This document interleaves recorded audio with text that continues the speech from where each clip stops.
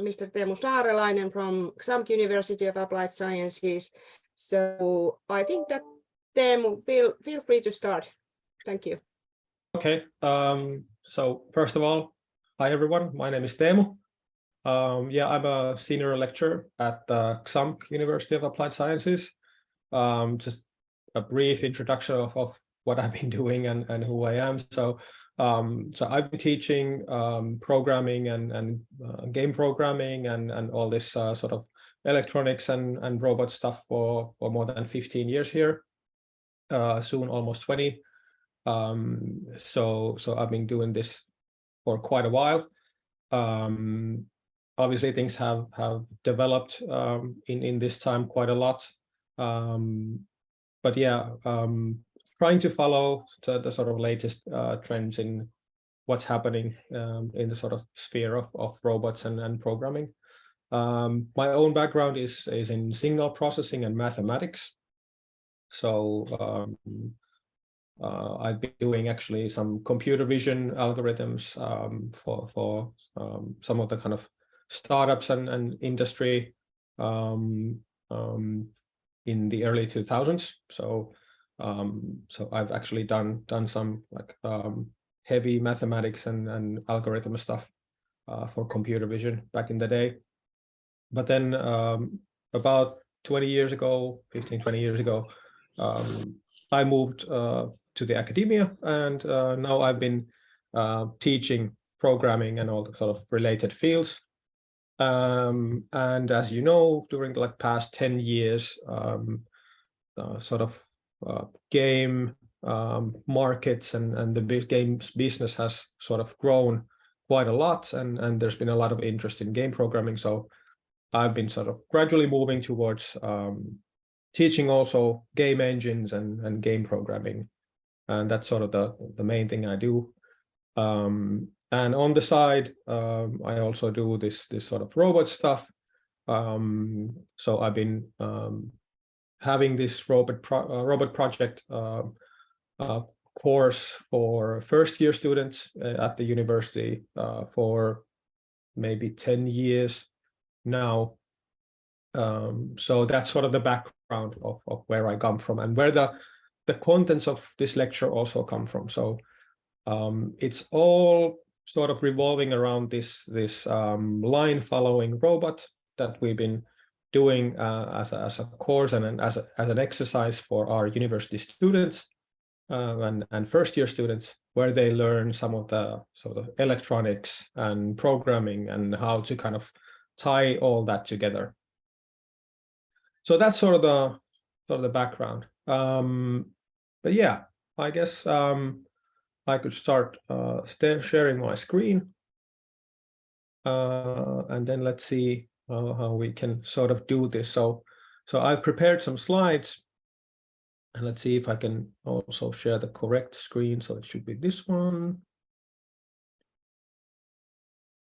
So you should see sort of like an empty Photoshop. Yeah. Empty Photoshop screen there. So the way I thought I would do this is that I will obviously have the slides, but then I will occasionally sort of draw something also on this like digital blackboard, and I will use Photoshop for that. And now let's start the actual presentation as well. Let's see if it goes to the right screen. Yeah, should be. So you should see this first slide, introduction to Arduino C, C++ programming slide. So let's begin with sort of some of the basic stuff. And please let me know and interrupt me at any point if there's some sort of technical issue or if the slides aren't moving forward and I seem to be totally off topic. So just let me know. But yeah, let's start with Arduino and what Arduino is. So what this Arduino board is, it's actually, there's a company behind Arduino nowadays, and it's this sort of microcontroller board, which is being used in a bunch of different types of projects by hobbyists and professionals and academia and industry. So it's really grown from this small education-related project to a full-blown suite of different types of boards and development environment, and there are lots of manufacturers that are using this same type of board and approach, and they are making their own hardware based on this Arduino concept. So for any sort of need that you might have, whether it's a robot or it's an IoT device that's monitoring, censoring something and sending that data over the internet somewhere, there's usually a suitable board for that.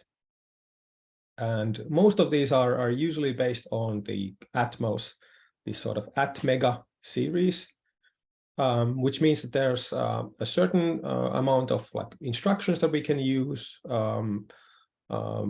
obviously a limited amount of memory, but also we have usually enough input and output pins and so on and so forth in these Arduino boards. So if you want to have a look at what Arduino is on your own, you can go to the website arduino.cc, and from there on there's a lot of information about the actual Arduino board and what types of different boards there are and how you can actually start using them. And I will give you a sort of introduction to how you can start using these Arduino boards and how do you kind of work with the development environment. And I also actually have this line following robot that we've been using. So this type of robot, and I will use this as the sort of example use case for this lecture and this content. If you want to get a really quick start on how to start using Arduino without like any code and without the actual hardware, you can go to tinkercad.com and then log in using a Google or Apple account, or you can just sign up if you don't have any of those accounts. And you can immediately start tinkering with these circuits using this basic Arduino board.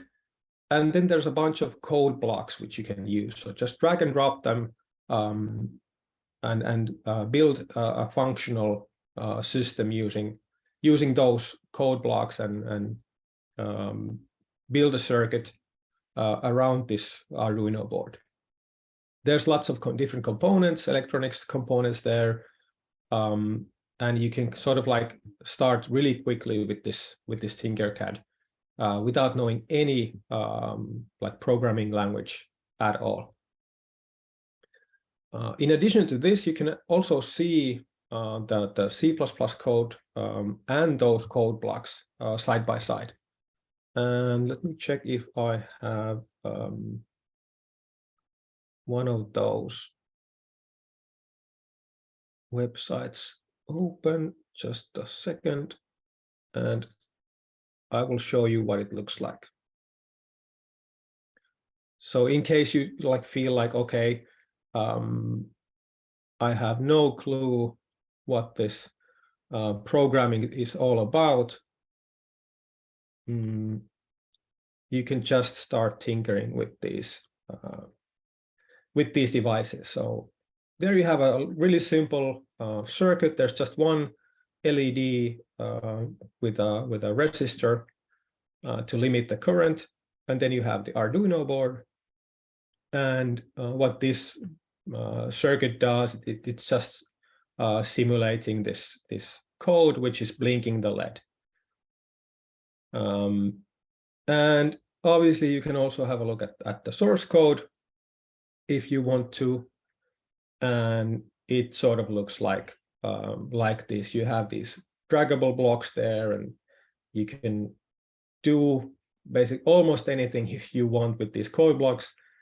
And then if you want to see the source code, you can also see that here.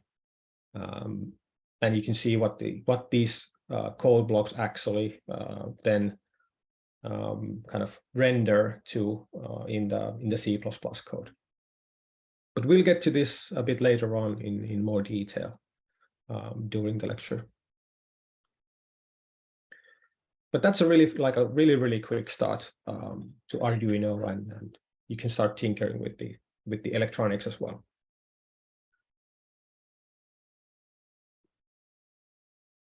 Okay.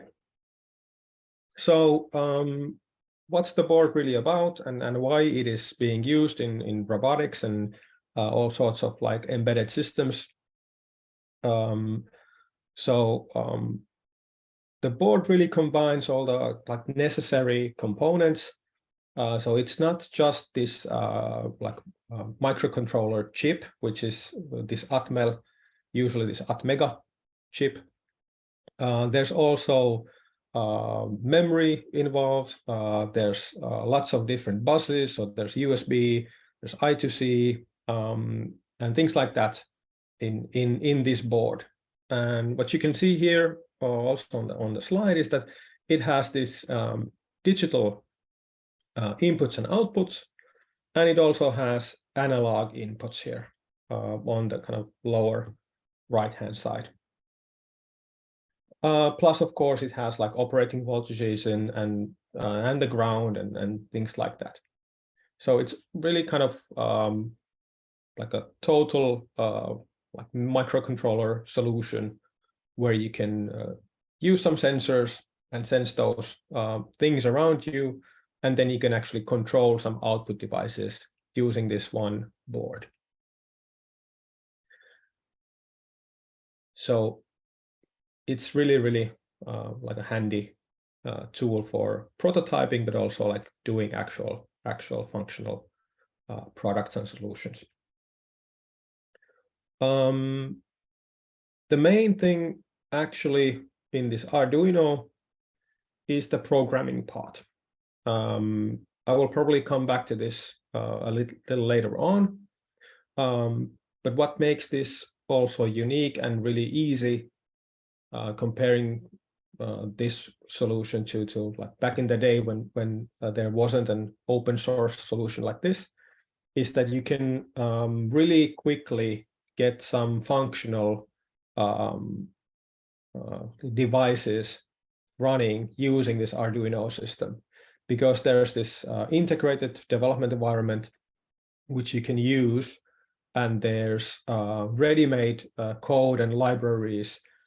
So you don't have to worry about running the actual like this microcontroller basic code, but you can just focus on completing the actual task that you need to do, and not worry about like interrupts or how do you actually like run that like this sort of miniature operating system in that board.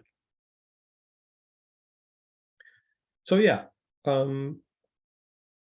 this is the Leonardo board seen here, and let's then like quickly move into the sort of programming side. So what you can actually like do with this Arduino, and I will also come back to the sort of sensor systems and how do you actually like use those sensors together with the Arduino to actually get some like reasonable inputs to the system.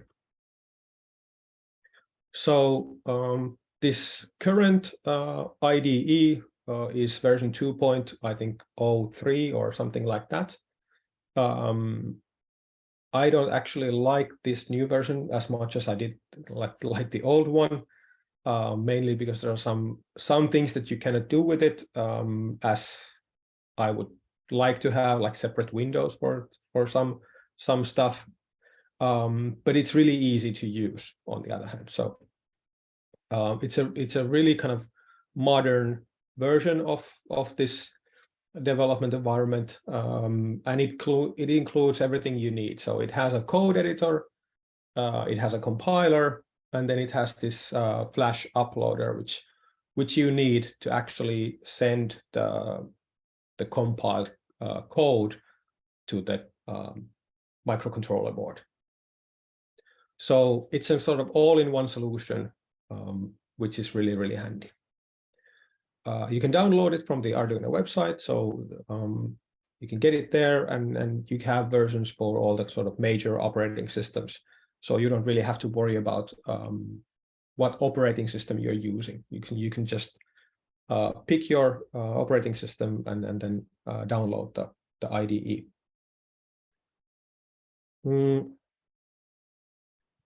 There are lots of tutorials on how to get started with this. And I will try to quickly introduce you to the sort of how to get going with this, and what's the sort of the basic building blocks in an Arduino program, how to read the inputs, and how to define the outputs and run some very basic code as well.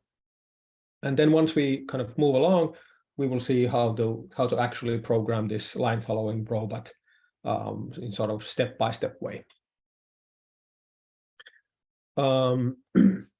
Yeah, this new version, I don't know if the old version had it, but this new version also has an opportunity to save all these codes that you've been writing into the cloud. So if you want to use that, then you need to create an account and then sign in and make sure that your account info is current and correct.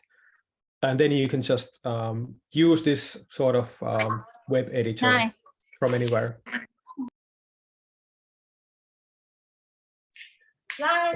Okay. This is what the kind of user interface looks like, and I can also open it up from my computer and show it live in a short while. But basically, what you have here is that you can select what kind of board you're using, since there are multiple different versions, and then you also have to choose what communications port you're using, obviously.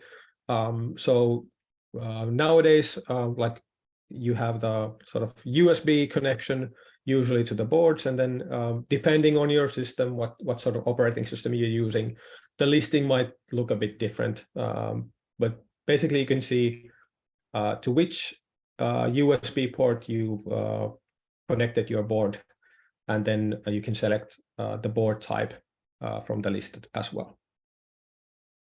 And then you have these buttons here on the top, which you kind of use constantly. So you can compile your code and verify that it's working with this checkmark button here. And then this arrow uploads the code actually to the Arduino board.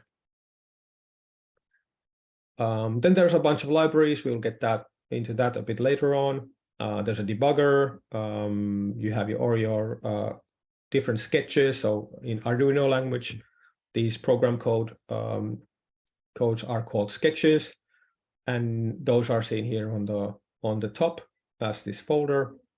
And then you have a board manager. So if you have multiple boards, you can sort of set them up here, and also add new boards if there's a new board that's not in this IDE already. Then you have a couple of tools which are really handy. So you have this serial monitor, so you can actually send messages from the board to your computer, and then you can see those messages on this serial monitor. So it's sent via this serial communication if you have the board connected via this USB cable. And we will also see how that works. But yeah, that's the sort of user interface we'll be using in the sort of later part in this lecture. Yeah, and at any point, if you have any questions, write them up on the chat or just ask.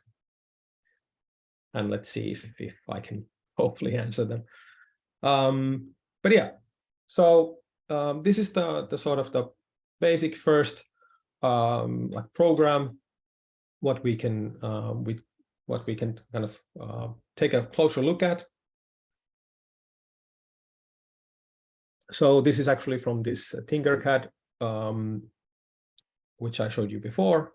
And what this program does is it's just blinking the LED on and off. So it's not doing anything too advanced. But what it kind of shows you is how do you connect something to the board. So you can actually see the wiring here on this diagram.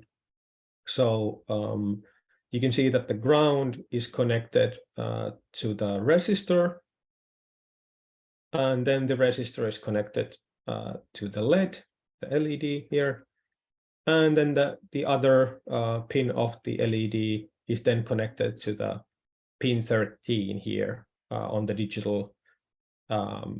digital sort of input-output pin segment. And yeah, what do we then kind of need to do to get this functionality? We can have a look at this sort of basic program here. So you can actually do this on the Tinkercad quite easily. You can do it with the code blocks, or you can actually do it with the C++ code as well if you want to, and then start running and simulating this circuit. But what we can do here is take a look at the sort of different components in this program structure and see what they are, and maybe learn a bit about those things, as well as some data types and variables and things like that.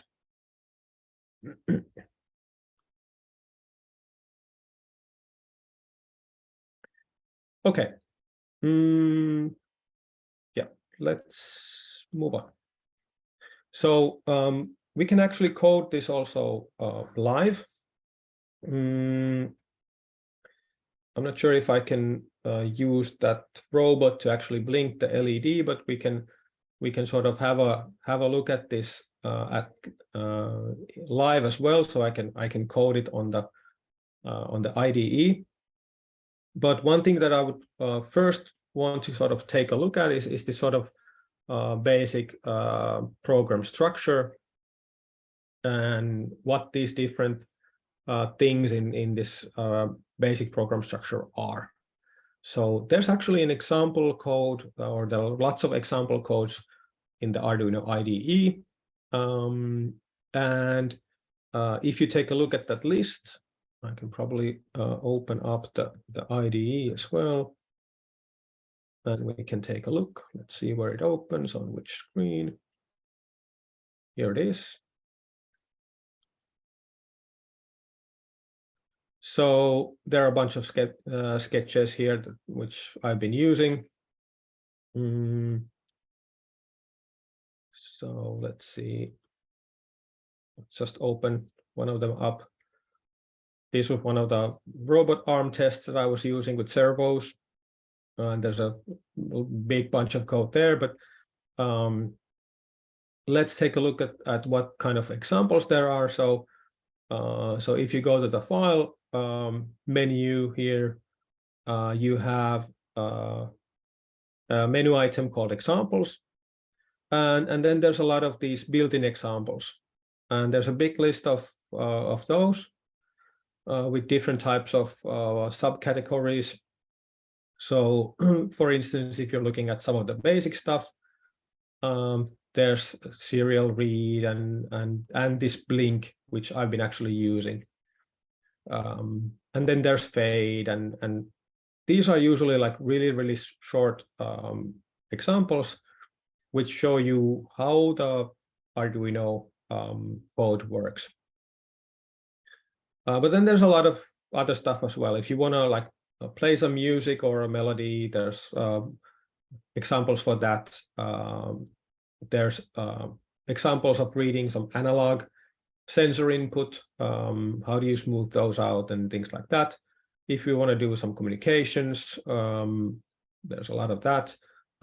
Examples for just basic programming structures like arrays, loops, conditionals, switch, case structures, while statements, things like that. So you can always like come back here and have a look if and refresh your sort of memory if some of these things are not familiar to you. Displays, lots of different stuff. If you want to connect your Arduino board via Ethernet, there's a lot of examples for that. How do you do some sort of like simple web clients or servers? Basically, whatever your kind of heart desires. But yeah, let's have a look. Actually, I can probably open this Blink code here as an example as well. Let's see how the font goes, if it's not too small. Let's see if I can. I probably can't make it any bigger, but let's have a look. So what this code does is that it sort of just turns the LED on and off. And there are a couple of things that you need to know about Arduino programming to kind of get you started. And the first thing you see here is that there are a couple of functions. So there's a setup function. It's a void function, so it doesn't return anything. It's just a plain function called setup, and it doesn't take any parameters either. So it's an empty function, sort of parameter-wise, and it doesn't even like have a return type. But it's a function that gets run just once when the controller sort of starts its routine. So before anything else is being done, this setup function is being run once. And in our this LED Blink program, what this setup is doing is that it's calling this internal function called pin mode, and it's just setting the LED built-in pin, which is actually this pin 13. We can see that here. So this is a macro, preprocessor macro, and it's setting the pin number 13 to be an output. So both of these are internal sort of macros, and they get evaluated as 13, and then here we have 1. So 0 is probably input and 1 is output, but you don't have to remember those numbers by yourself, so you can just use these macros, which is really handy. So once this has been called, we now know that this pin number 13, this built-in LED, that's being used as an output. So we can actually control that output later on. And this loop function here, this is essentially being run over and over and over and over again, as long as the board has enough power. So once you turn it off, obviously it's not being run anymore, but as long as the board is on and running, it's calling this loop function constantly. So it just executes everything under this loop, and then it starts from the top again from this loop function. And what this LED Blink program is doing, it's calling digital write. And this is a function that is writing something to the digital outputs. And you have to give that function the pin number where you're writing, and then if you're writing high or low, or if you like, you can also use 1 and 0. But again, these high and low, you don't have to sort of remember what they are, or it's actually more readable in code as well when you have these high and low instead of 1 and 0. So you can more easily see what's going on. So if we take a look what this loop is then doing, here in the first line of code, it's writing high, so 1 in the pin number 13. So it's essentially turning that LED on. Then there's a delay call. So this is again an internal function in the Arduino software suite. And we are delaying for 1000 milliseconds. So this parameter here is in milliseconds. So we wait for 1 second or 1000 milliseconds.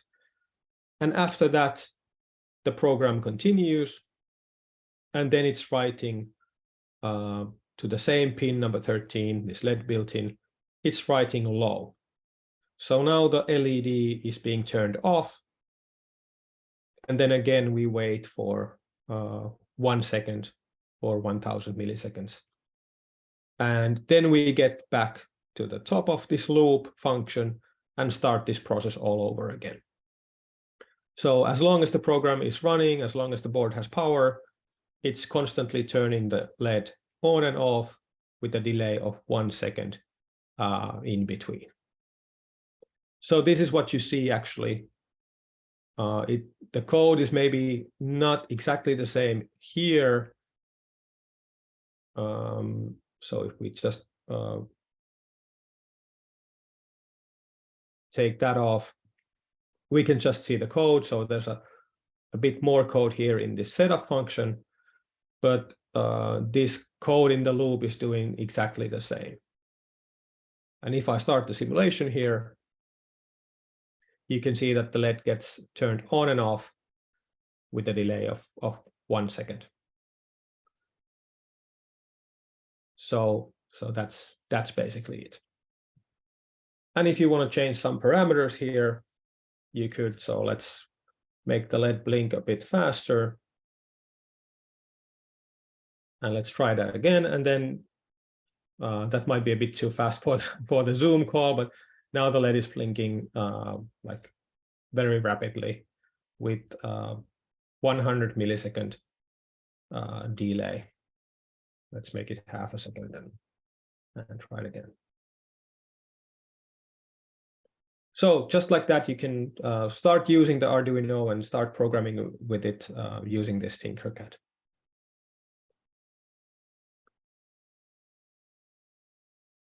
Okay, so that was the sort of basic first program that you can possibly do, this most simplest one. And now we can take a look at a bit of the more like details about the code. So if you're new to like C and C++ programming, it might be a bit different from what you're used to. So some of the things that are specific for Arduino, there are some things that you kind of need to know. So some of these we already went through, like the setup function, which is being run once, and the loop function, which is then constantly run. But there's also a lot of variables usually. Some of these preprocessor directives with this hashtag define.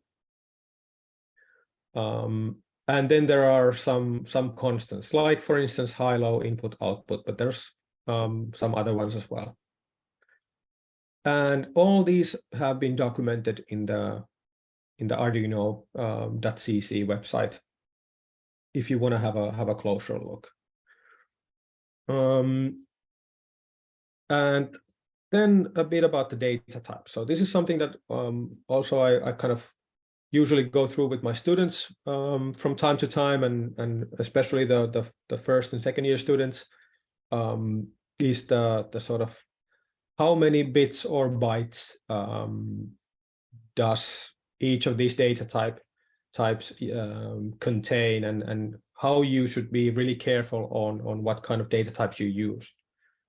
And this is especially true for these embedded systems and these microcontrollers, since you have a limited amount of memory.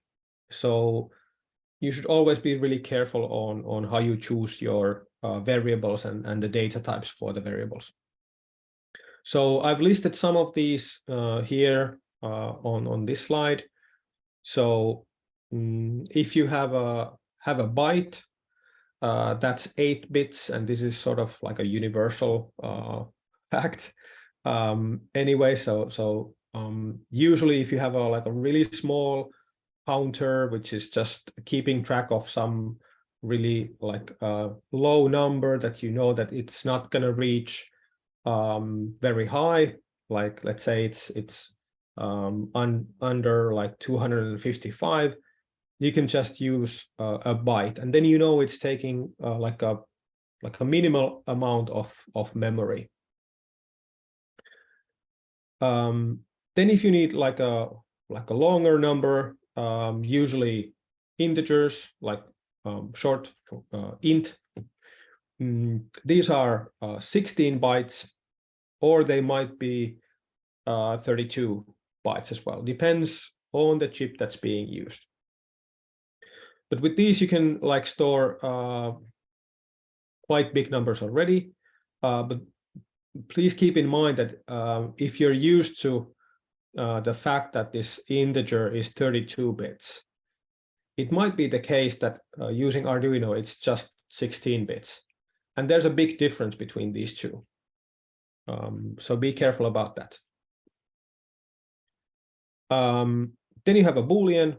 I usually use Booleans for checking some status of my like code in a way that that if I'm doing some sort of algorithm, I have a flag that tells me that something's being done or has been done, or that I need to take this into account. Then I use a bool for things like that. If there's some sort of simple state or a simple state machine, I might use Booleans or bools for that. But keep in mind that that's also 8 bits, so that's also 1 byte, because we need to have some way to address it in the memory. So it's also always 1 byte, even though it's like you might think of it that it's just 1 bit, but it's actually 8 bits and 1 byte. Then you have characters. So car, that's 8 bits.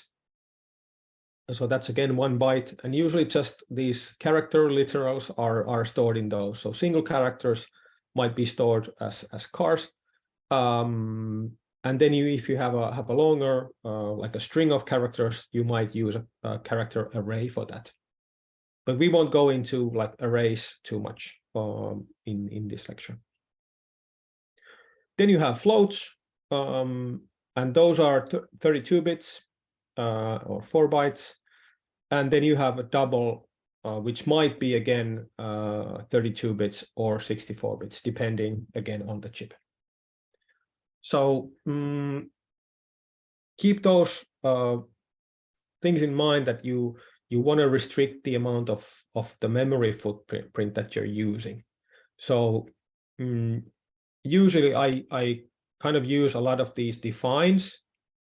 For certain things, I don't want to waste my sort of memory footprint on things that don't change within the program. So those you can like easily do with these preprocessor commands and with these defines. So here, for instance, I've defined that, okay, this LED pin that I'm using is now number 3. And then in the setup function and in the loop, I am using this LED pin, which has been defined here as the sort of sort of variable, but it's actually a macro, and it doesn't take any memory, because this is being replaced everywhere where this preprocessor in the compile stage sees this character sequence LED pin. It just simply replaces this LED pin with this number 3. So that doesn't take any memory in this board. Okay. So that's some of the really basic stuff, and how to get something going with the Arduino. Now we can probably move on to the more like interesting stuff. We also we will be having a short break in about, like, let's say 15 minutes. So let's see how we're doing with time, and if I forget to take the break, please let me know. But yeah, sensors and measurements. This is obviously something you want to do with your robot. We want to sense our surroundings and then act accordingly. Whether it's I don't know, this line following robot case, we have a sensor that is reading the reflected light from the floor, or if it's a distance sensor, you can basically see if you're running into a wall or doing something like that to prevent you from doing like stupid things with your robot. But we need sensors, and these electronic signals from these sensors, they need to be read by the board, and it's usually a voltage signal, and you need to somehow convert that voltage into a number, basically, so you can use it in your program code.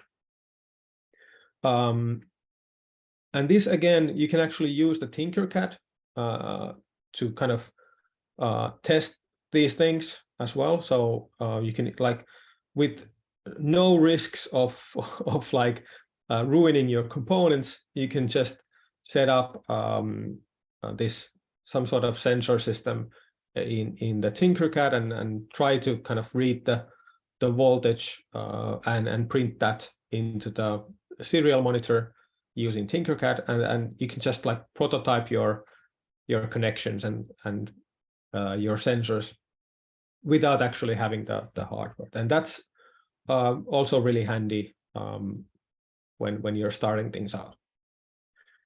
I actually have a box of different sensors, which I just kind of took with me from the lab. So this is something that we've been using quite a lot at our university and our lab. So this manufacturer called DS Robot is doing a lot of like nice robot kits and sensor kits and whatnot. So here in this kit, there's 37 different types of sensors. I think this costs something like $50-$60 maybe. I'm not sure anymore. But you have a lot of different types of sensors and actually also output devices. So you've got LEDs, different sorts of like light, ambient light sensors and things like that. And these are all packaged in a very nice form factor too. So really kind of want to just point out that it's not that expensive to actually get these sensors, and then you have like a standard way of how you use them, how do you connect them. So these all have these like standard connectors, and they come with like pre-packaged wiring, so you can just like really easily connect these to your boards, whether it's Arduino or something else. And yeah, so So you probably have some sort of like a restriction on what kind of sensors you can use in your this robot competition. I'm not sure what kind of like restrictions you have, but usually like when we are designing a robot at the university, there's a certain like kit that we are using. So for instance, in this this four-wheel drive car, we had also these distance sensors which could have been mounted on top. We had a servo that could have been used to sort of rotate this distance sensor around. And then we have this line detection, or actually reflective IR sensor array here, which we are using to then detect the line. So so depending on what kind of sensors you have, most of them usually connect to either the analog inputs or to the digital inputs, and you basically just have to know what kind of signal that sensor is then giving you to decide that. But there's like a multitude of things that you can connect to these Arduino boards or other boards as well. Even LiDAR. So if you know these cleaning, these vacuum robots, which are pretty popular nowadays, those usually use some sort of LiDAR to detect their surroundings. And those are also not too expensive if you want to try those out.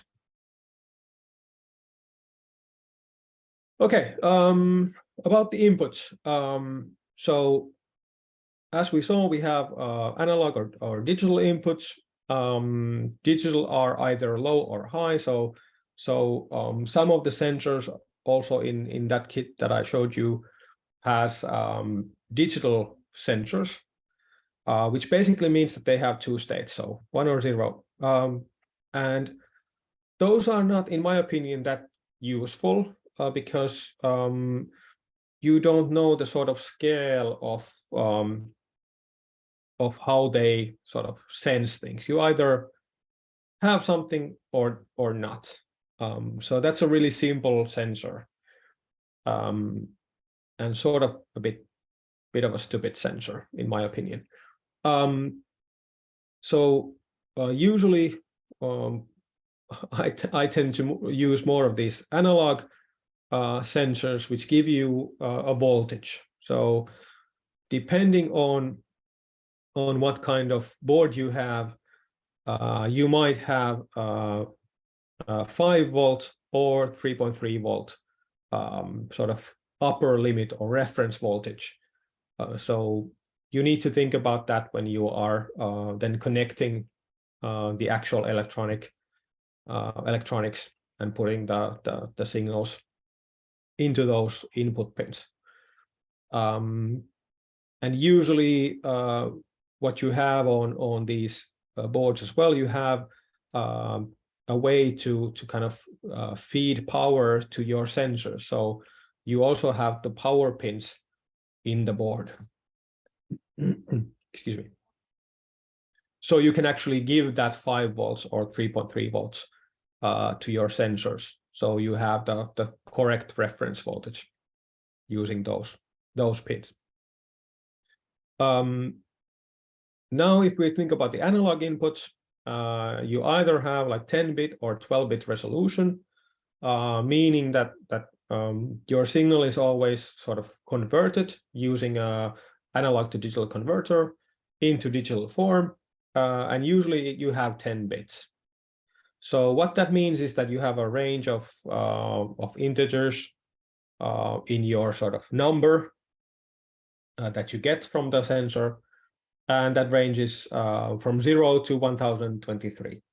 So 2 to the power of 10 is 1024. So with 10 bits, you can sort of deduce that, okay, you have integers from 0 to 1023.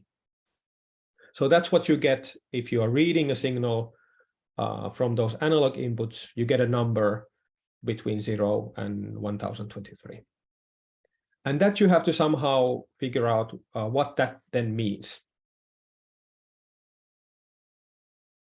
Or you also might have this 12-bit resolution.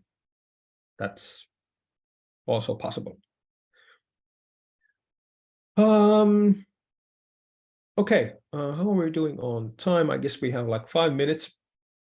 So I'm going to show you then for the sort of next hour or so, we can go through this line following robot.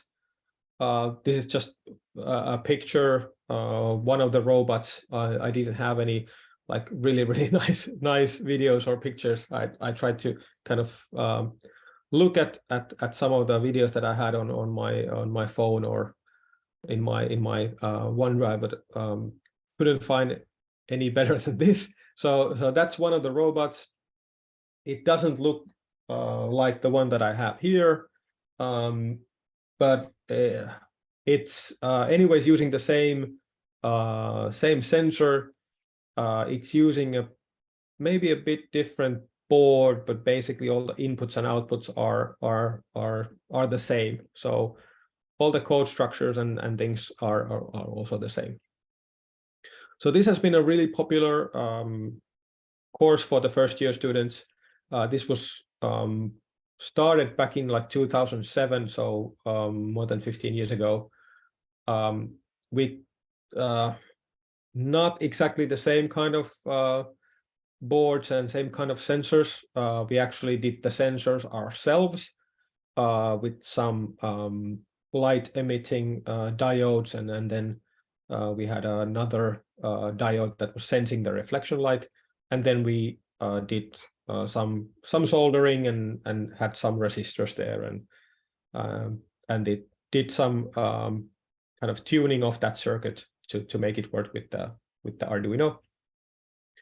But nowadays it's really nice that you have these like sensor array components that you can just take and use. So this was probably like 4 or 5 students working with the robot, and the task was to sort of make this line following robot and make it as fast as they can. So it was a really nice sort of short competition, and you could tweak the parameters a bit and see how fast your robot was. So so there was always a competition at the end of the course. So we would go to the university lobby at the campus, and then we would have this sort of race with the robots. So I guess before we actually take a deep dive into how this works, we can like take a look at a bit of this kit and the hardware.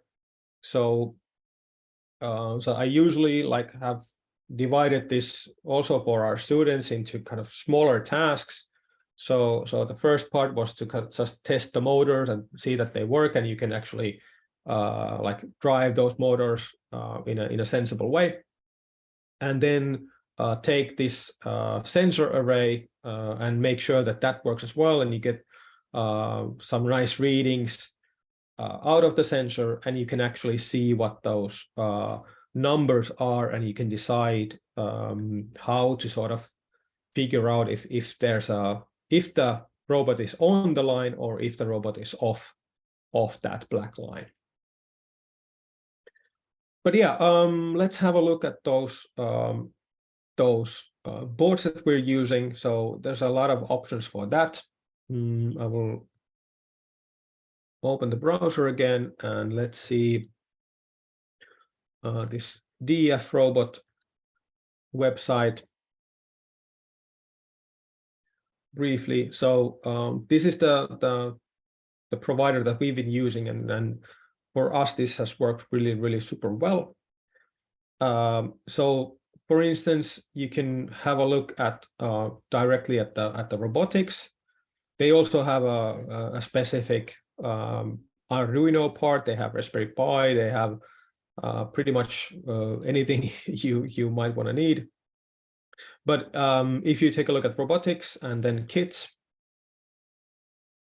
you can see that they have all these sorts of different types of kits for building robots, and these range from like these really simple ones to kind of more advanced.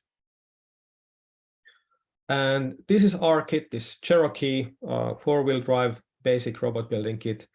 It's not too expensive, so we've decided to go with that back in the day. So each team gets the kit like this. And what they have here, you can take a look at the video if you want to on your own or during the break, however you wish. But you can see what type of board they have, what kind of sensors they have with it, what kind of motors and things like that. So there's actually a ultrasonic sensor, which is the distance sensor, and then you have the actual chassis and all the stuff that you kind of basically need. What they don't provide here with this kit is the sensor that we are using. So this sensor array that I kind of briefly showed you, that's not included in the kit. And that is something that we've been buying separately. And I can show you that as well briefly before the break. I have it probably open here, just a sec. So this is the sensor array that we're using.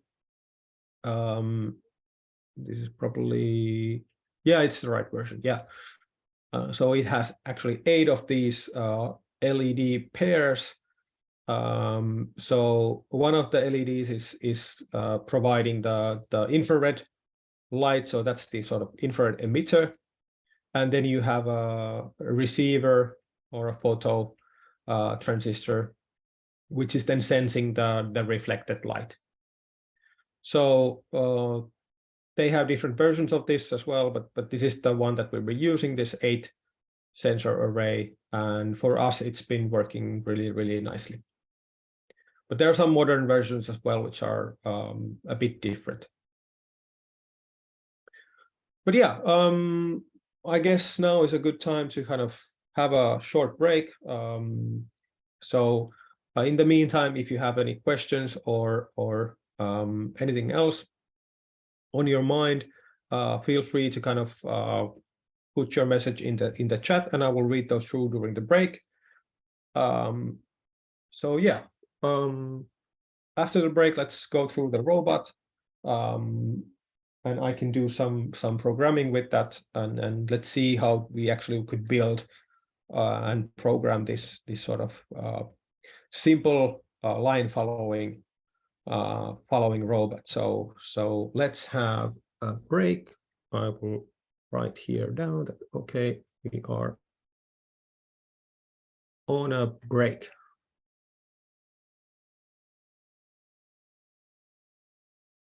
And let's have like 8 minutes. So let's continue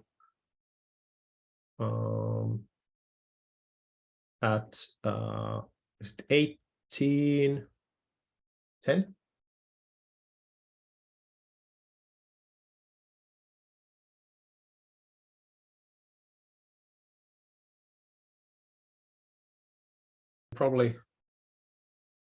Probably continue. So let's put this aside for a bit. So yeah, I actually got one of the boards here now, like a separate Arduino board. This is also done by DF Robot, I think. Yeah. So this is actually an IoT board, and yeah, has sort of the similar connection that we have in the Tinkercad. So it's just blinking, actually fading those LED lights, or 2 of them, using a simple code. And this is a really small form factor board, so you can like use this on really small devices. But yeah, just as a sort of example that you can actually do these connections physically as well, and then test them out really easily. But yeah, let's start with the then go through with the actual line following robot. As we saw from this this DF robot website, let's have a look if we can check out the board version, what it has. So it has this Romeo BLE board, and the board type is this Arduino Uno. So from that we can get what the board is, and in addition to the simple Arduino Uno board, it also has this motor controller. So if you think about the simple Arduino board, it doesn't have the capability to actually drive or run the motors from the current that it has internally. So you have to have a sort of motor controller separately. And you can actually buy these or use these shields, as they are called in Arduino speak. So there's a link for the motor shield, which you can use together with this official Arduino boards, and you just then connect the motors to this this shield. So if we go to Arduino CC, and there's a store, and then you can select what kind of products you're looking for, and then you can do, okay, I'm doing like robotics or motors or servos or whatever you want. There's shields, and these shields are then let's see if we can take a look at the website. Come on, yeah. There are all types of these different shields, which are basically attached to this Arduino board. And somewhere around here is also the motor shield. Yeah, this one. So this is then connected to the Arduino, and again connected to the motors. And this can be then used with any Arduino board. And it has all the instructions how you kind of use this shield. But in this kit that we have, we actually have this motor shield integrated into this Romeo board. And you can see these green sort of ports here for power. These are connected to those electric motors. And this has everything included in one board. And I'm not sure, you can't possibly see it very well, but the board is here under this sort of cover plate. And then the motors are then actually connected to this board. And this also has like a really fancy sort of way of connecting everything. So with this kit, you get the instructions and the layouts of how do you actually wire this together, so that it's really easy, and the wiring is done in a really nice way. So here on the sides, you actually have connections for the motors here, and then you connect the board to this bigger PCB board here. And we can actually try and test out if we can get the motors running. I have a battery pack here underneath, so I can actually power this independently as well if I want to. But I will connect it to my computer with this USB cable, and let's see if we can actually get those motors started. Let's check. yeah, so let's see this in action. Actually, here you can maybe a bit better see the board and those connections. So here's motor 1, that's probably motor 3, and so on. So it's a 4-wheel drive, but it only has 2 motor controllers. So you can either control the left-hand side wheels or the right-hand side wheels in unison. So you don't actually have like a true 4-wheel drive that you could independently control each of the wheels, but you have control over like the left-hand side and the right-hand side wheels. Yeah, I think I have the motor control code somewhere in my IDE. So let's see. Was it here somewhere? No. Maybe it wasn't on the other editor. I will try and find that out.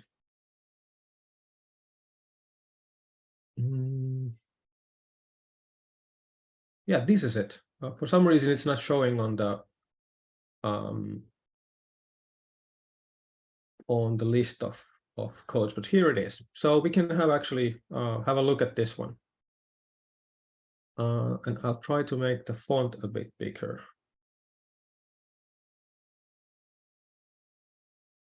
Now, yeah.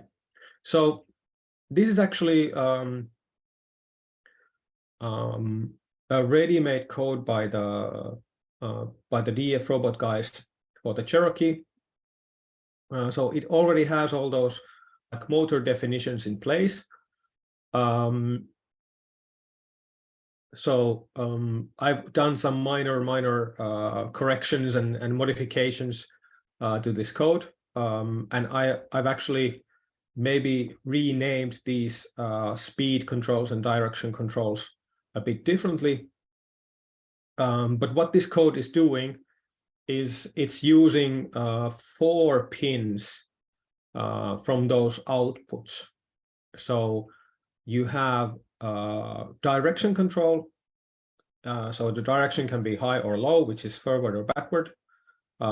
Depending on the wiring, you might want to then adjust that. But yeah, that's how it works. You have direction control, and then you have speed control. And the speed control is from 0 to 255. So that's 1 byte. So 255 is full speed, and 0 is no speed at all.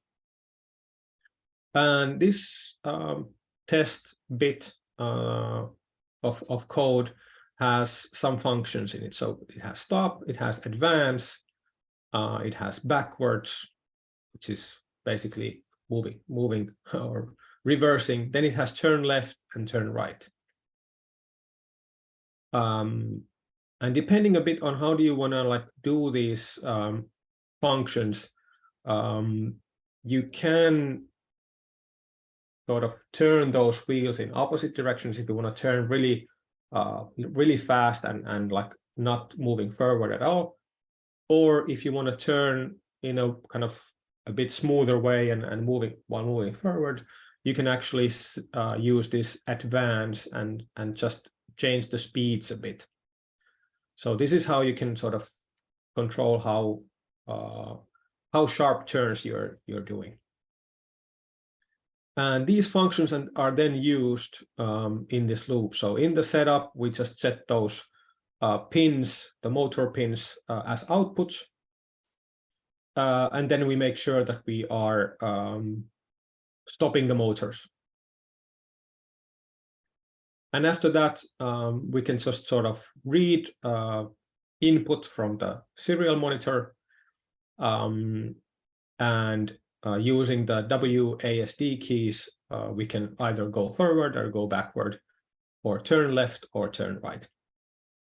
And stop. So X means stop. Yeah, I guess that's basically it. Let's see if we can get this running. I tested this at work, so not like 100% sure what happens when I connect this at home, but let's see. So there we should have the input for the USB. Ugh. So at least the lights came on nicely. So now what I need to do is that I need to select the correct board. So that's Arduino Uno, so that should be correct. And on my Mac, there's a lot of different types of ports, and then the IDE doesn't know what kind of board is connected to them because there is no board connected to them. So I will select this topmost Arduino Uno. And then if I want to run this code, I haven't checked out if this actually is working properly, but let's see. I just press the upload button here, so that will actually compile the code and then upload it. And there should be some probably lights flashing, hopefully, when the upload is complete.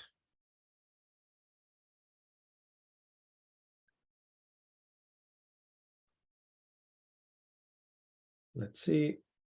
Yeah, it is. And now if I press, let's say W, it should go forward. Let's see. Yeah, so it's running the wheels forward. And I seem to be having the correct wiring because everything is working as expected. So if I'm going forward, the wheels actually move forward. And if I press S, the wheels, it's actually reversing. I'm not sure about the left and right, but if I press A, other wheels are going forward and the other wheels are going backward. So it's actually doing what it's supposed to be doing. So this is like the first test of what you want to do with your roving robot. Is that your motors are functioning properly and you have some proper functions to actually drive your robot around. So we can call that like a successful test that we have actually seen that the wirings work and the directions are correct. So if there would be something wrong, I could either change the wiring to make sure that my polarity with the motors is correct and they are moving to the right direction. Or what I've actually done here in my code is that I've defined these directions. So I've used those macros to actually define that, okay, my motor 1, if I want to drive it forward, that's high. But on my motor 2, I have those wirings the other way around. So I've actually said that my motor 2 forward is low and my motor 2 backward is high. And then I'm just using those motor 1 forward and backward whenever I'm using those directions.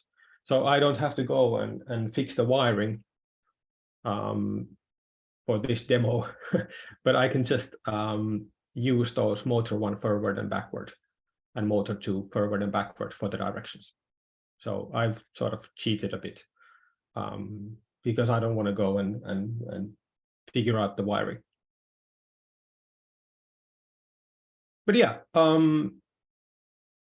so that's it. So now that one again important thing is that once we've selected one of the boards and we are using that, we are now sort of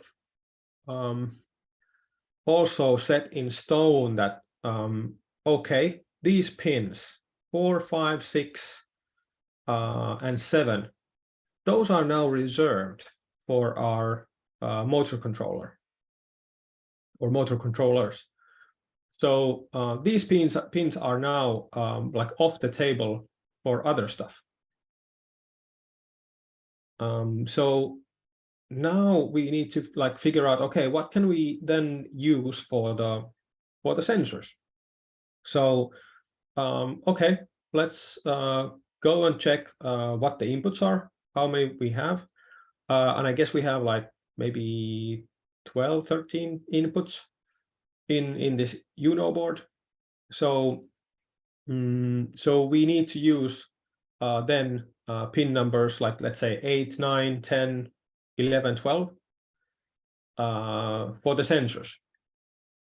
So if we would expand on this code, then maybe for the sensors or the sensor array, I would probably do something like, okay, I will use then as my like sensor, let's say 1, I would use maybe input 8, and so on.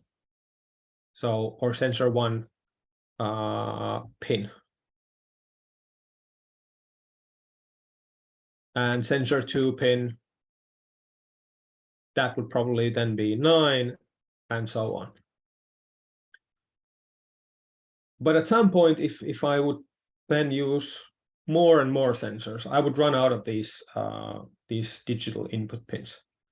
And maybe then I should then decide, okay, am I going to just stick with like smaller amount of sensors, or do I need to upgrade my board? So with these bigger boards, you have like up to like, let's say 50 or maybe even 70 input pins. So so yeah, you could also like use another board if you run out of these pins. But this is again something that with our students in the past, at the very beginning, they've been a bit confused on how do they actually utilize these pins, and even though they seem to be sort of available hardware-wise on that certain type of board, when you are using it for motor control, then these pins, even though they are physically available on the board, you cannot use them if you are doing the motor controls.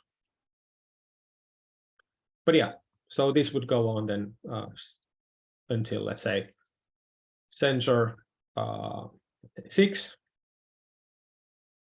and then this would be something like maybe 13, depending on how many sensors you then use. Okay, that was about like the motors, and then we can have a look at some of the other stuff. So here's the code.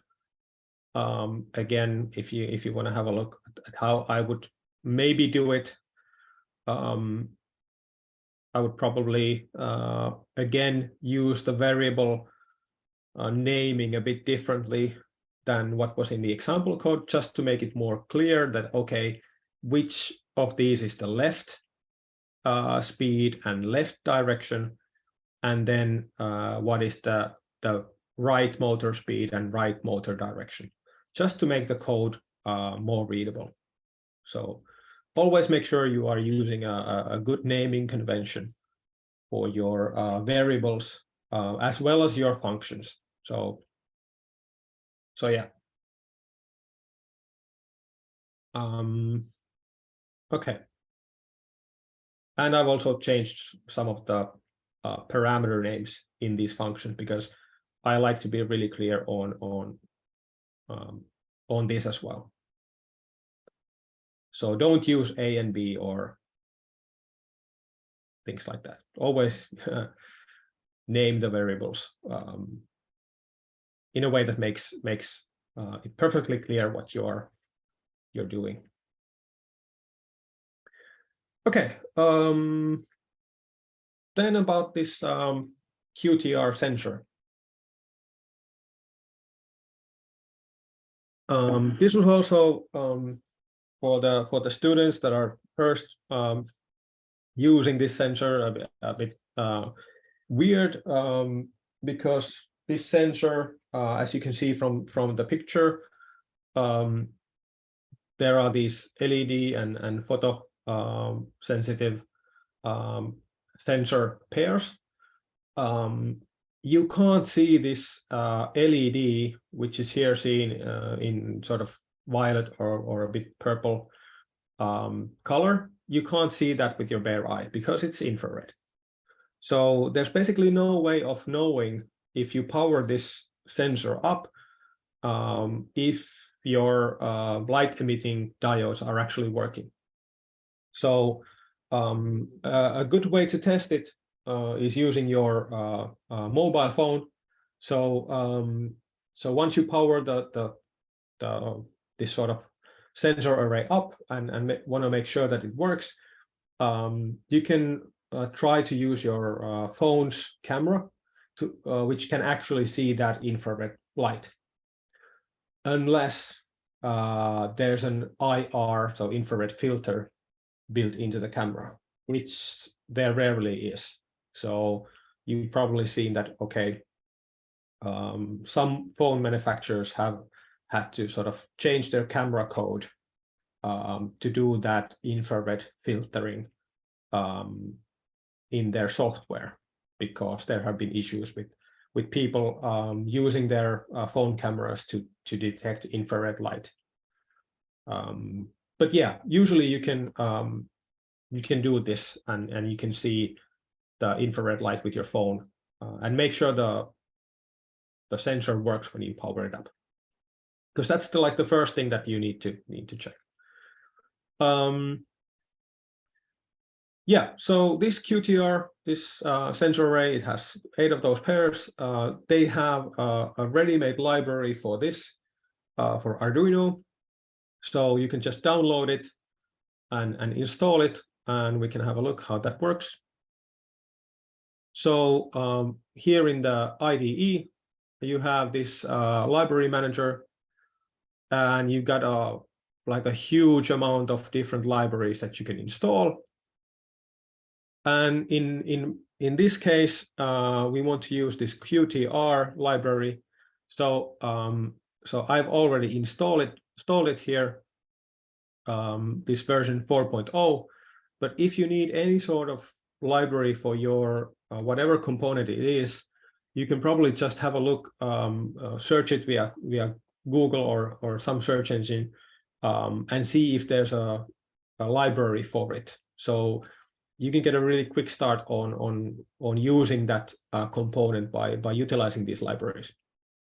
And once you have the library installed, it downloads it here. If you haven't installed it yet, you can just press install. It will automatically download it and put it in the correct place. And then you can just go and see if there are examples of using that library. So let's see, I have a few installed libraries here. And this QTR sensor library has 4 different examples. So we know that, okay, our sensor is this QTR RC. So we can check out this QTR RC raw values example code. So I will just click on that, and it will open a new IDE instance for me. And we can have a look what this code is then doing. So if you're new to like object-oriented programming, there's a bit of a difference here compared to the previous things that we've been doing. So this code here, this is actually declaring or instantiating an object. So this instantiates an object from the QTR sensors class. And the name of the object is then QTR. So after this declaration of this QTR object instance, we can use this QTR. So there is now a data structure sort of for this variable, and it has all the functions that are then listed in this documentation of this QTR sensors class. And there's a really good instruction how to use this in the website or at the GitHub of this QTR sensors library. So what they're doing here in the beginning in this setup is that, okay, set the sensor type. So what kind of sensor we are using. So here we have set type RC. Then they set the sensor pins. So how many sensors we are using. We are actually using 6 sensors, so I could change this to 6. And then in here you set the pins. Now, if you guys remember, we actually already used these 4, 5, 6, 7 pins for the motors, so we can't use that or those pins. And I'm not quite sure how the pinout for this robot has been made. I could have a closer look and check those out, where these wires are actually going, but I will just make an educated guess. So let's see.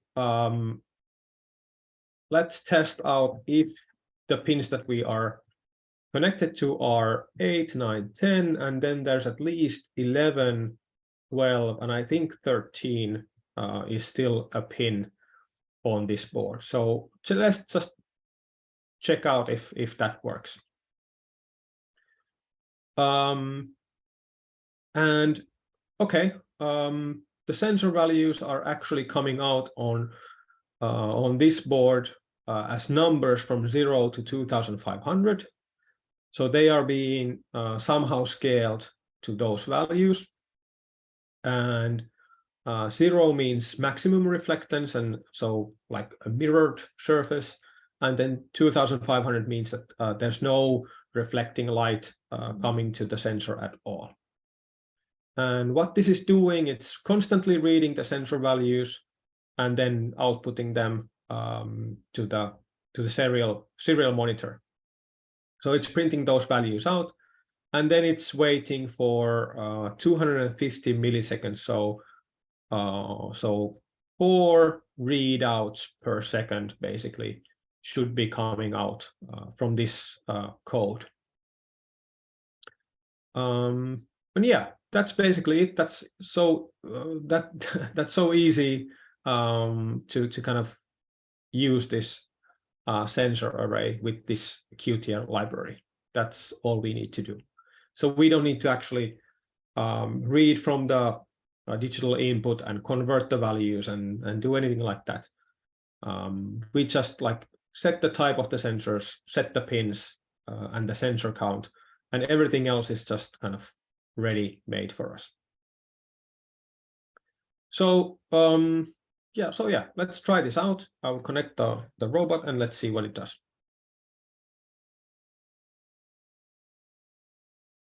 So let's see.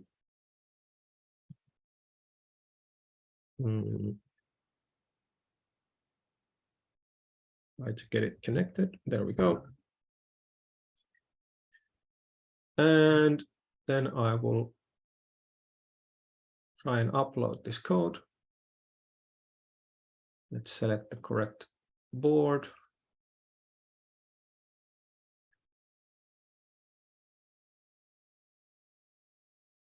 So yeah, should be done uploading. And then we can open the serial monitor and have a look.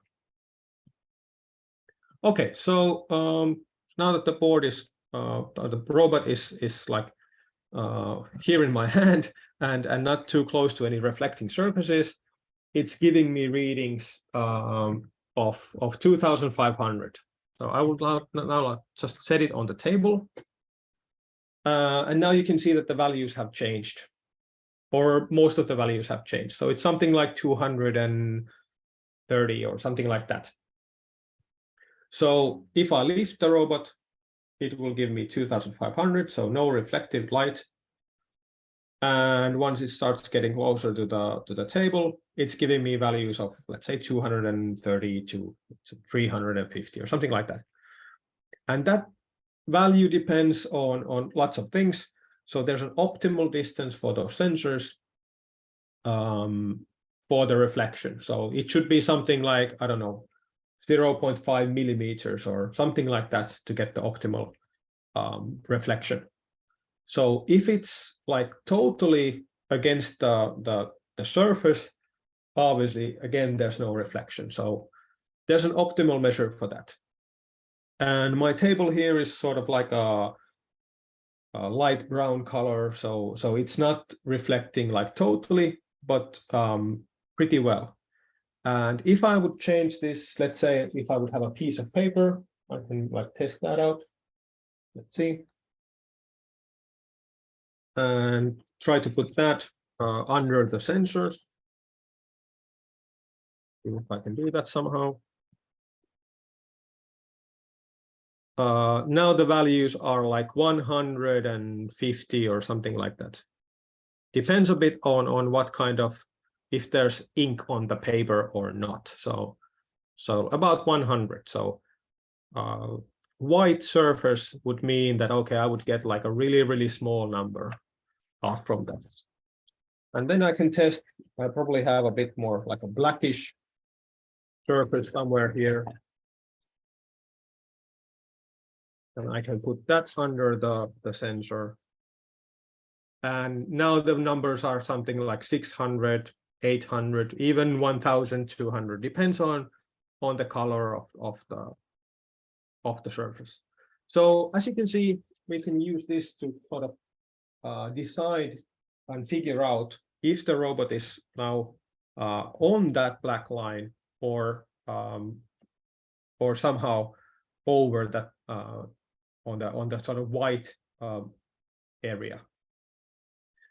And there's also something weird going on. Two of these values are not changing at all. So that means I have an issue with the wiring, or I'm using the wrong pins. So let's see what's going on here. Okay, so these two last pins, these are probably not being used. So let's take those out because these values were wrong. And let's see, okay, before the number 4 pin, we have 2 and 3. So let's try to test those out. So if I put 2, 3, 8, 9, 10, 11, let's see if those are the correct pins. So let's upload it again. And let's just check out what the values are. Let's open the serial monitor. This is something that I don't like about I can't have this serial monitor as a separate window. But now, hey, now the values are all like constantly changing. So I am getting the right readings, and I can check with my white paper here that the values are also like going higher. And then if I check with the black paper, try to get that under there. I'm also like getting a lot higher values whenever there's black under one of the sensors. So this is something that I can now use to kind of decide where that black line is in comparison to my robot. Okay, well, I think that's good enough. Let's disconnect the power and go back to the PowerPoint. So now we can see that, okay, our sensors are working, our motors are working. What next? So this is the code for the sensor. This we already kind of went quickly through, so I'm not gonna bother with that. And I'm also checking how much time we have, so about 15 minutes. So yeah, this is all kind of ready-made code. We don't have to worry about that too much. And then we can use these sensor values in our line following robot that, okay, let's decide if we have a sensor value on the sort of left-hand side that's really low, then that's probably over the black line. If we have a value that's like really like close to the white surface, then let's decide what to do with the robot accordingly. So these sensor values are something that we can use to actually like do the actual logic for the robot. So now we get into the like probably the most interesting stuff. So how do we then control the robot? And the way that like I've been trying to kind of approach this, if you're sort of new to programming and logic, is a way to kind of think about the sort of states of the robot. Like, what is it doing? What is it supposed to do in which state? And the sort of easiest way that this can probably be sort of figured out is to have a state where the robot is like moving forward, and then turning left, turning right, and also maybe going backward. So if it goes too fast and it sort of drives out, like in this picture, if the robot would just go straight over that black line, so that it's just seeing this white surface underneath the sensor, what should it then do? One option is to just, okay, let's put the robot in reverse and let's go backwards until we find the line again, and then we start over and try to follow the line. So if we are driving too fast, we sort of go out from the track, we can back it up and then do something clever all over again. And this is now something that like I've also used in the past when we were doing these industrial machines, and they had some logic with them, and we were stuck with an old code base, and it was really difficult to kind of expand on that code base because it was a lot of just conditions and checks and then deciding what to do with just a sort of if then else structure. So me and my colleague, we decided that, okay, we're gonna do a more clever system, and we designed this simple state machine so that we can get rid of this huge amount of code and make it a lot simpler based on these states.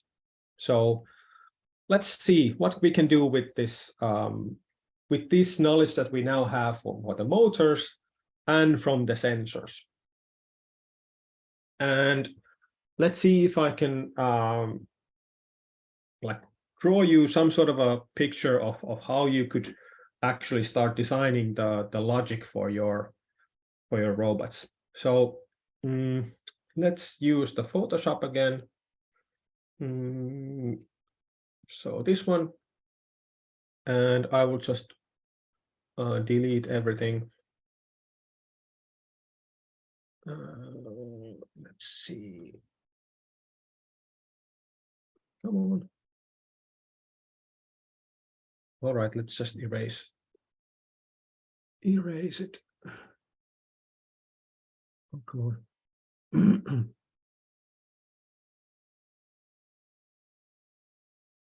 Okay. And now erase it. No. I want black. Come on.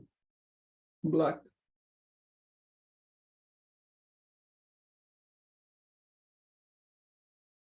Why is it not giving me a black color?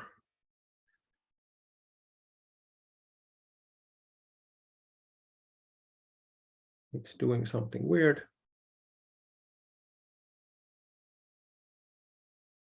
Let's see. Always with these live sessions, you don't necessarily know what's what's happening. Okay, now it's black. But let's change the brush size to something bigger. Okay. Okay. So let's try to figure out that state machine, how that would work. So let's start with those simple states. So maybe have a brush size of that. Yeah, this is good. So what we do usually with the state machines, we have a sort of marker that where everything starts, and that's usually this sort of symbol. So I'm using that. And like, what's the first state that the robot should go into? Like, let's figure that out. So maybe if we're just doing this line following robot, what we do is that, okay, we start to drive forward. Like, that's probably the most like simplest way to do this. So, okay, let's do a state where we go forward like this. And in every state, we sort of read those sensors. Like, let's say that we have the line somewhere here that we follow, and then out here on the front of the car, we have those sensors. And just to make things simple, let's say that, okay, we're looking at maybe just 4 of those sensors, or we can even limit it to 2, but let's stick with those 4. Now, well, we need to figure out what's the condition of when do we want to like do something else than just drive forward. And if you do this with a sort of conditional statement of if then else's, it's going to be a nightmare to sort of do all those different tasks with just if then else's, because you're going to have like 4 variables that you're going to need to check, and then based on those variables and depending on what you've been doing before, you would need to decide to do something else. So you're going to end up with like a huge amount of code. But with the state machine, you can just concentrate on okay, we are currently driving forward. So okay, the car is going this way, and we know that from this state. So what's happening next? So the most like easiest solution is, okay, we are still going forward. So the car is still like seeing that black line under those, let's say, these middle 2 sensors. So that's fine. Let's keep on going forward. So let's stay in this state. But what happens if the car is like moving in such a way that, okay, these 2 sensors are now seeing white, and these 2 sensors, or even just 1 sensor here, is seeing that that line that we're supposed to stay on. So in this, we know that we're driving forward, and now we came into the situation that, okay, on the right-hand side, we still see the track. What should we do? Well, obviously, we should then start turning this way. So, okay, the condition to move from one state to another, so turn right would be the next state. So this would be maybe turn, let's say, right. And what's the sort of condition when we move from forward to turn right? It's the condition that, okay, the rightmost sensor is seeing black, but all the rest of them are seeing white. So that should be the sort of if statement for this state transition. And it's super easy to do with code. once you have a variable for your state. So let's say that I have a variable called state, and currently I know that I am in my, like, let's say, forward state. All I need to do is check a couple of conditions. Whether I should turn right, or then obviously we have turn left,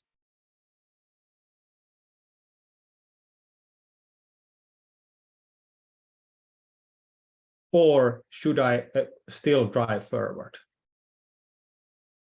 So those are the three things that I need to check. And then the sort of program logic becomes super simple. You first check for the state, and then you check for the conditions. And the amount of conditions is quite low, since you don't have that many things to check in each state. And we might want to add here also the backward if we want to. And that might be another sort of check in this state. So you have 1, 2, 3, 4 things you need to check. And then decide the next state according to these conditions. And once you've done this, you do exactly the same for all these states. So what if I'm in this, let's say, turn right state? What do I need to check? Again, check the sensors, and what's the condition to move into this state? Just check that. Or what's the condition to kind of move from this state to turn left? Or do I even need that? Maybe if there are really, really sharp turns. Or backward. So this becomes a sort of state machine that you need to always just check the conditions for each of these arrows. And so on, you can just fill out this state machine, and then it should simplify your code quite a lot.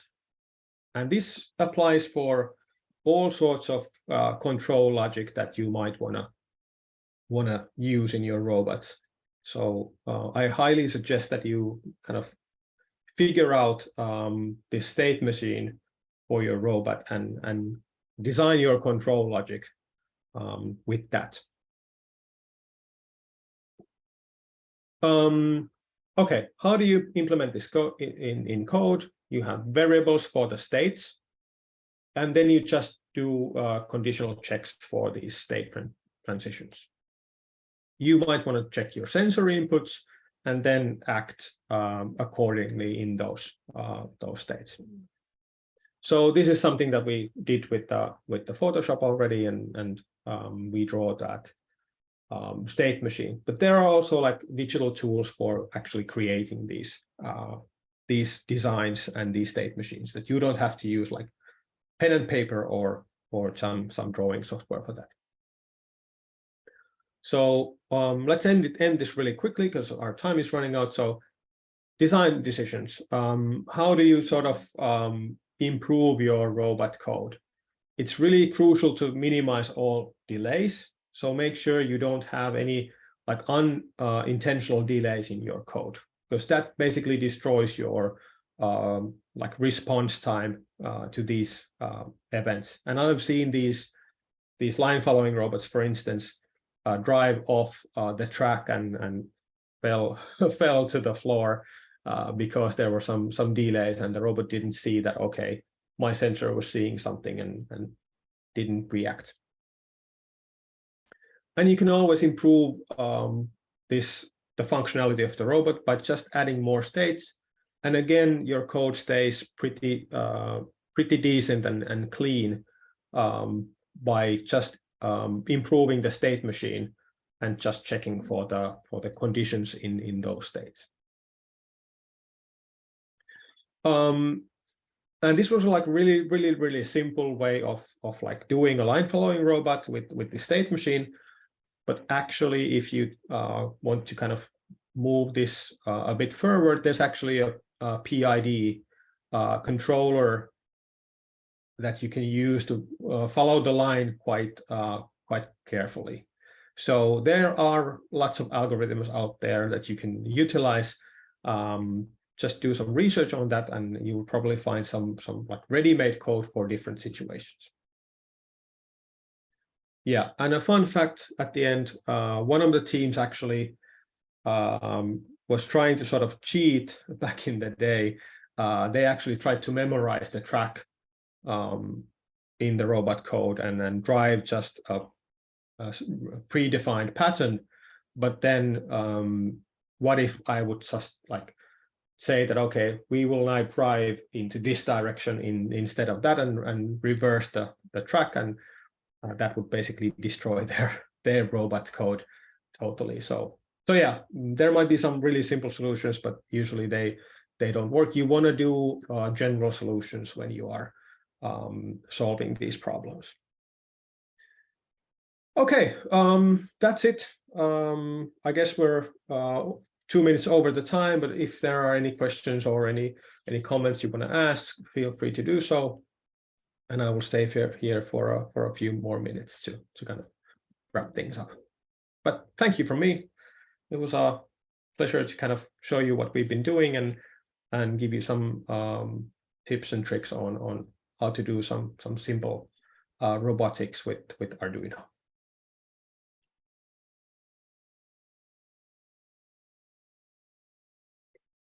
Thank you very much, Teemu, for your lecture, for your presentations. And I think that it's a little bit past 2 now. So in case you don't have any questions, we would just like to remind you that we will have next week on Thursday.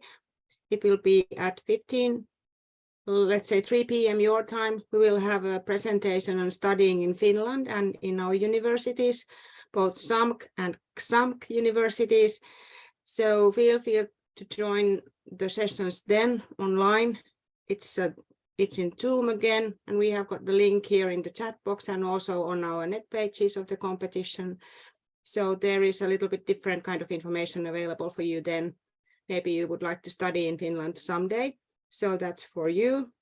And you can, of course, join the session and ask your questions there too. And this session will be recorded and added to the net pages of the competition if you want to check something later or anything like that. So I guess it's quite late there in Vietnam already, and it's coffee break time here in Finland. We drink a lot of coffee here too, as you do there in your country. So important things for both countries. Yeah, big mugs. Yes, really big mugs of coffee, and your coffee is good. I have tasted Vietnamese coffee, and it's really good. It's a little bit the same as here in Finland. The taste is the same, so hope that you can taste our coffee someday too. Okay, but if nothing arises, so I think that we can end the session and hope that we will meet you next week on Thursday online. Thank you very much for listening. All right, thank you. Bye-bye. Bye.